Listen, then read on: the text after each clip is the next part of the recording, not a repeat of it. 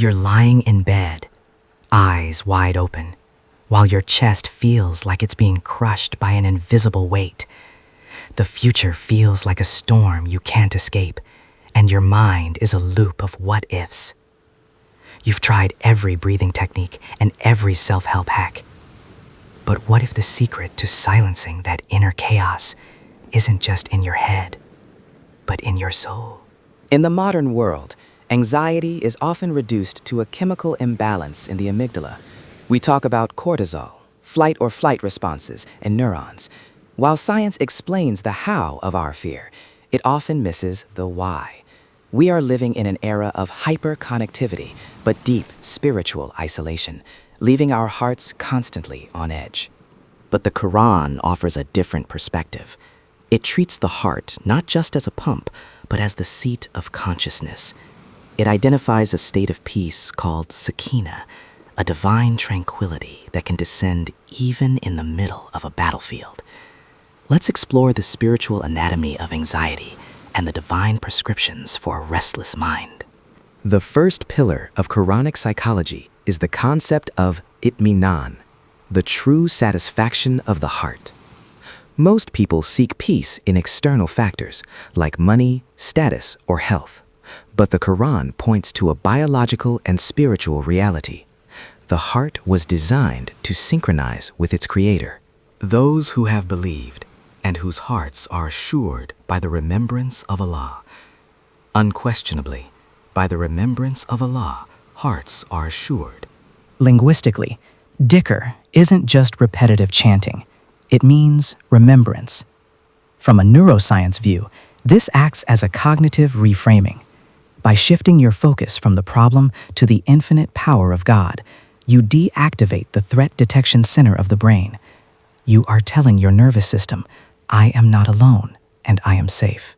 But what about when the pain is real? When the anxiety stems from actual hardship? The Quran doesn't dismiss your struggle. Instead, it provides a revolutionary mathematical constant for the soul. It promises that ease is not something that comes after hardship, but something that exists with it.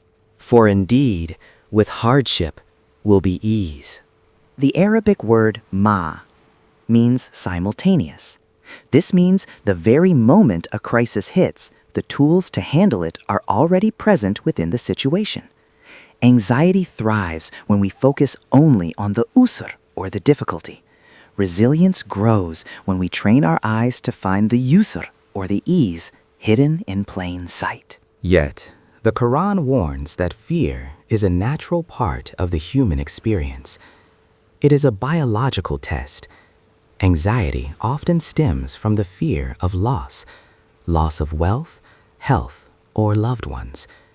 But the Quran reframes this loss as a process of purification and ultimate reward for those who remain patient. And we will surely test you with something of fear and hunger and a loss of wealth and lives and fruits. But give good tidings to the patient. When you are in the grip of a panic attack, your throat feels tight and your chest restricted. This is exactly how Prophet Musa felt when he was commanded to face Pharaoh. His prayer wasn't for the situation to change, but for his internal state to expand. He asked for Sharh as-Sad, the expansion of the chest. Moses said, "My Lord, expand for me my breast with assurance." By asking for an expanded chest, Musa was asking for the capacity to hold his fear without being overwhelmed by it.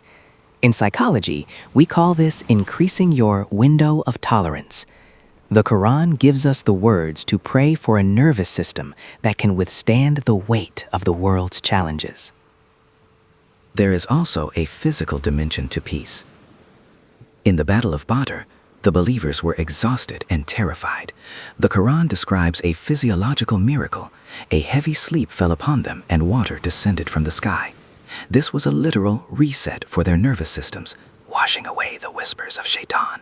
Remember when he overwhelmed you with drowsiness, giving security from him, and sent down upon you from the sky rain by which to purify you, and remove from you the evil suggestions of Satan, and to make steadfast your hearts, and plant firmly thereby your feet. This slumber was a gift of safety. Modern science confirms that sleep is the brain's way of processing trauma and emotional regulation. Even in our darkest moments of anxiety, Allah provides small sakinas, a moment of rest, a deep breath, or a sudden calm, to prevent our hearts from breaking. One of the most powerful shields against anxiety is the declaration of total reliance. When the companions were threatened with an approaching army, they didn't spiral into panic. They uttered a phrase that shifted the entire weight of their burden from their shoulders to the sustainer of the universe. Those to whom hypocrites said, "Indeed, the people have gathered against you, so fear them." But it merely increased them in faith. And they said, "Sufficient for us is Allah, and He is the best disposer of affairs." Saying, Allah is sufficient for us, is the ultimate cognitive release.